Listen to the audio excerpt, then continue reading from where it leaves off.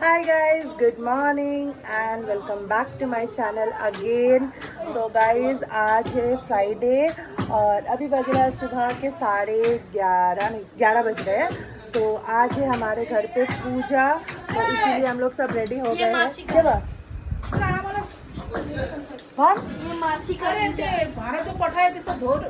धुइरो पठाचा पर मम्मी बनियाचा पितांबरी वाला ढूंढू पड़ছে भनेर ये सोधियाल एक बार। तो अभी है हमारे मासी के घर में पूजा, इसलिए हम लोग सब लोग रेडी हो गए हैं, रेडी होके आ गए हैं। तो आज होने वाला है हमारे घर पे बहुत सारी मस्तियाँ, पूजा। तो अभी धीरे धीरे करके सारे मेहमान आएंगे। बाबू यहाँ पे आ गया है, हम लोग भी आ गए हैं। और आज सुबह मैं उठी थी सुबह 6 बजे और यहाँ पे मेरा मेहंदी है। तो अभी हम लोगों के घर में पूजा वगैरह होगा, तो आप लोगों के साथ मैं सारा वीडियो का क्लिप छोटा छोटा मैं फेसबुक में देती रहूँगी। आप लोग देखिए, कमेंट कीजिए और बहुत सारा प्यार दीजिए।